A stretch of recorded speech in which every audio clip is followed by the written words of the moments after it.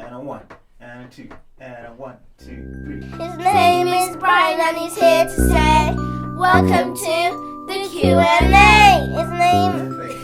Thank you. Chris Humphrey wants to know, how prevalent are PEDs in professional rugby from your experience? Obviously, club and players' names not mentioned, but is it something you saw firsthand? Honestly, Chris, I don't know. I mean, you hear the theories and rumors floating around from time to time, but we did get tested quite often. At some point during the preseason, they randomly test almost half the squad. And then during the season, in most of the top leagues, they randomly test 2 guys from every team after every game. Like I said, it's supposed to be random, but I remember being tested like 2 or 3 times almost every year. I imagine it's the same for all the other players too. And what about that? Mo Farah is the Olympic 10,000 metre champion. He's the Olympic 5,000 metre champion. He is a man of the moment, and Great Britain have another gold. There's a few dodgy athletes out there, and of course we all know about Lance Armstrong, but I know from years of following bodybuilding that taking steroids really isn't that simple, especially if you don't want to get caught. It's not as simple as just injecting yourself with something and then suddenly being able to lift heavier or run faster. It's a dangerous science in itself, and a lot of these guys had these drug gurus that helped them with the shit. Rugby players are just not that clever, and I think the few that try always get caught. You do hear lots of stories about South African players from back in the day, so I don't know. Maybe it was a thing in the past, but I never saw anything firsthand. Nor did I ever play in a team where a guy actually got done for it. I have never ran into a steroid salesman. Have one of you niggas ever ran into one just, oh, you know I got them fire and them roids, nigga, I got them fire and them roids.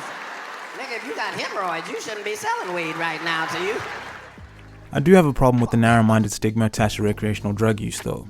If you're not hurting anyone and it's not giving you any type of advantage, then what's the problem? Here's to feeling good all the time.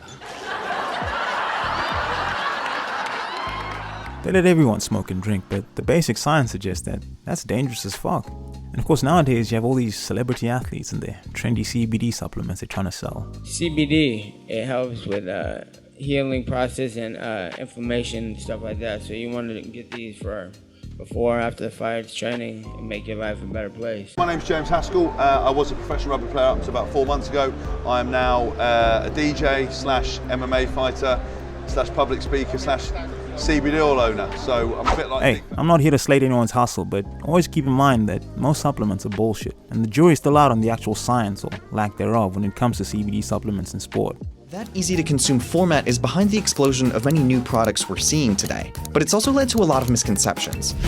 For starters, people say CBD can treat everything from inflammation to acne, even cancer, but there's no proof that consumer CBD products can treat all of those ailments. We don't have that much data related to the therapeutic effects of cannabidiol. CBD has antioxidant and anti-inflammatory properties that have been shown to help treat psychosis, anxiety, movement disorders, multiple sclerosis, and epilepsy and seizures. And the FDA recently approved Epidiolex, a CBD-based epilepsy drug. But there isn't enough research for CBD to be prescribed as medicine for all of those other conditions. Right now, we don't know a ton about how CBD affects the brain, or which doses or delivery methods work most effectively. And the CBD that's trickled down to retail markets, it's largely unregulated. Because of that, consumers often have no idea what they're buying, and CBD products often don't contain what they say they do. A, they might not even have the cannabidiol that is claimed on the label. But more importantly, B, is that some of them actually have THC in it. In 2016, the FDA issued warnings to 8 CBD oil companies after finding that some contained either no or barely any CBD, and some contained illegal amounts of psychoactive THC. And a 2017 study of 84 CBD products purchased online found that almost 70% were mislabeled. But even when consumer CBD products are accurately labeled, the doses tend to be very low. When you get a few drops of CBD oil in a drink, you're probably getting about 5 to 10 milligrams of CBD. You would need 30 times that to reach the amount of CBD that researchers have found to have stress-relieving results. So even though CBD has a ton of medical promise, the dose in the average CBD coffee is pretty negligible. Now personally, I've tried a couple and I didn't notice anything. I don't know, maybe I had the wrong hookup. It sure did feel like yet another trendy bullshit placebo supplement to me. Edibles are better, they're much stronger and they won't fuck with your lungs. But if you do want to try CBD, just do it the old-fashioned way.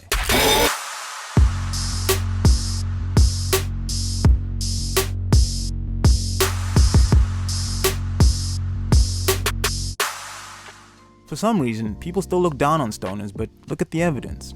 flamethrowers, underground highways, high-speed hands-free cars, sending shit to Mars. I mean, come on.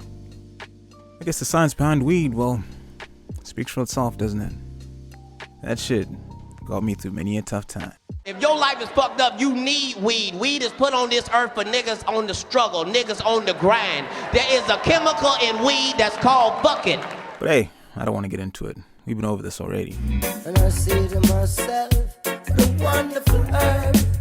Look how Babylon stood up me. Them fight you for years, for your love only per man serve years. Babylon stood up me. Ronan Fleming. Reminds me of the only other Ronan I ever knew. Right there is a top man to have with you if you're going on the piss in a foreign country. Jim Planter, fight back the dad bod, Jats. What an entry base to try if you're getting bored of fizzy lagers but not sure what to try. Now, as many of you may have heard, there is an epidemic spreading, a virus, a plague. It's not Ebola, but I wish it was. It's worse than the dude that fucked a monkey and started AIDS. I feel your pain, man. It's tough. I'm going through the same thing. One day you're a hard-working young buck and the whole world's in front of you. You're smashing it in the gym, you're eating right, you're doing your cardio, but for some reason, eventually you subconsciously start to slow down. I think that's normal. Before you know it, you realize those extra beers on the weekend, they're slowly starting to catch up with you. Your belly's getting a little fluffy and the scale's slowly starting to tick upwards, and the Rob Dob Rad Dad Bod workout routine is becoming second nature. How do I get that super awesome dad bod? Get it! Check out these Rob Dodd Rad Dad Bod repeatable workout routines. I'm Rob Dodd's brother Todd Dobb, and I'm here to show you Rob Dodd's dad bod move. Burger flip. Kick it. Dad jokes. Your old man can be funny. Here we go. The beer drink. Cool. The stand when your team wins. Yeah. The baby carry. And coddle. And coddle. What? Sizing up a problem and doing nothing.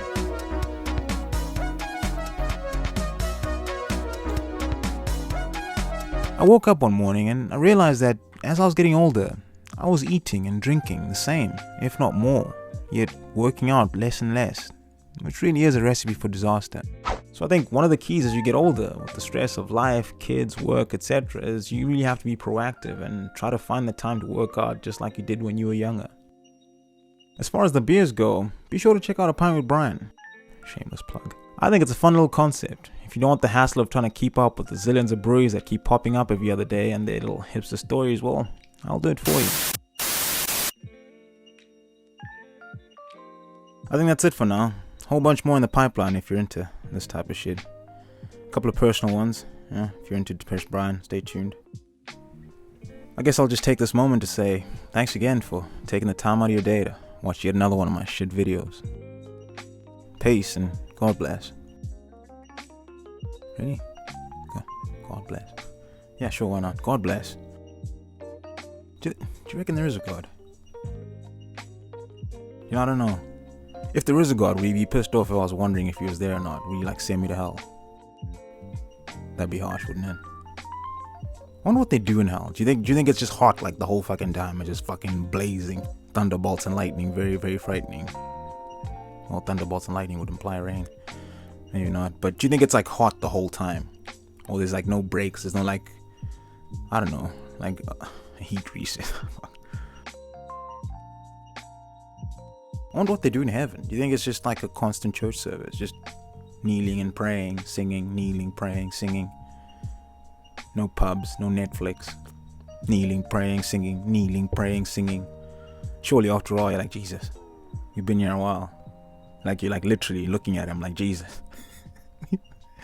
We've been praying, bruh. Think we can go grab a pint?